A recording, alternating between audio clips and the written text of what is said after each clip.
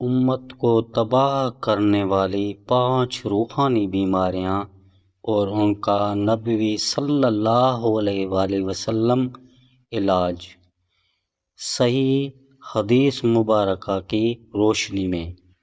السلام علیکم ورحمۃ اللہ وبرکاتہ۔ کیا آپ جانتے ہیں اگر آج امت مسلمہ کمزور ہو رہی ہے، دعائیں قبول نہیں ہوتی، دلوں سے سکون ختم ہو رہا ہے اور عبادت میں لذت محسوس نہیں ہوتی، تو اس کی وجہ صرف دنیا کے حالات نہیں بلکہ رسول اللہ صلی اللہ علیہ وآلہ وسلم نے صدیوں پہلے ایسی روحانی بیماریوں سے خبردار کر دیا تھا جو آہستہ آہستہ پوری امت کو تباہ کر دیتی ہیں۔ آج کی اس ویڈیو میں ہم صحیح احادیث کی روشنی میں ان 5 خطرناک روحانی بیماریوں کو جانیں گے اور ساتھ ہی نبی کریم صلی اللہ علیہ وآلہ وسلم کا بتایا ہوا علاج بھی معلوم کریں گے۔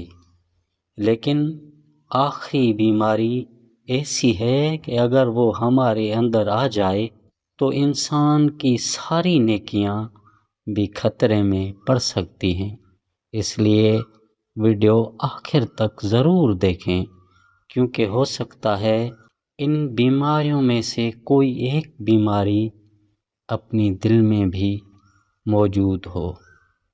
بیماری نمبر 1، دنیا کی محبت۔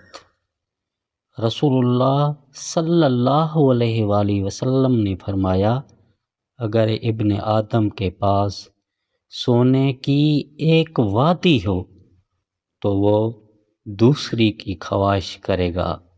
صحیح بخاری۔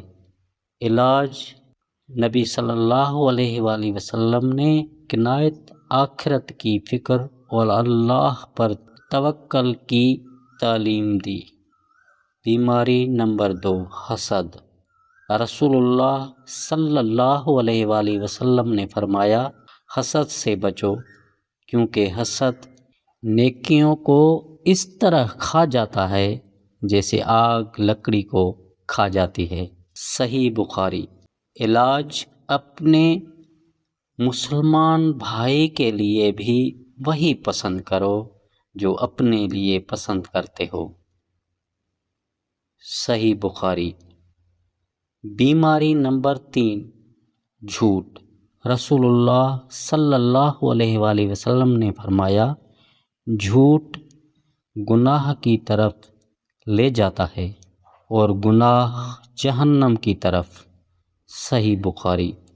علاج، ہمیشہ سچ بولو، کیونکہ سچ نیکی کی طرف لے جاتا ہے۔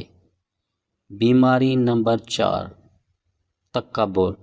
رسول اللہ صلی اللہ علیہ وآلہ وسلم نے فرمایا، جس کی دل میں رائی کے دانے کے برابر بھی تکبر ہوگا وہ جنت میں داخل نہیں ہوگا۔ صحیح مسلم۔ علاج، عاجزی اختیار کرو، کیونکہ رسول اللہ صلی اللہ علیہ وآلہ وسلم سب سے زیادہ متواضع تھے۔ بیماری نمبر 5، ریاکاری۔ رسول اللہ صلی اللہ علیہ وآلہ وسلم نے فرمایا، مجھے تم پر سب سے زیادہ خوف شرک اصغر کا ہے۔ صحابہ نے پوچھا، شرک اصغر کیا ہے؟ فرمایا، ریاکاری سے۔ مسند احمد۔ علاج، ہر عبادت صرف اللہ کی رضا کے لیے کرو۔ میرے عزیز بھائیوں اور بہنوں، ان 5 بیماریوں سے نہ جانے کتنے لوگوں کی عبادت، ایمان اور سکون کو برباد کر دیا۔ آئیے آج ہم اللہ تعالیٰ سے دعا کریں، اے اللہ ہماری دلوں کو دنیا کی محبت، حسد، جھوٹ، تکبر اور ریاکاری سے پاک فرما، اور ہمیں اخلاص، سچائی، عاجزی اور تقوی عطا فرما۔ آمین۔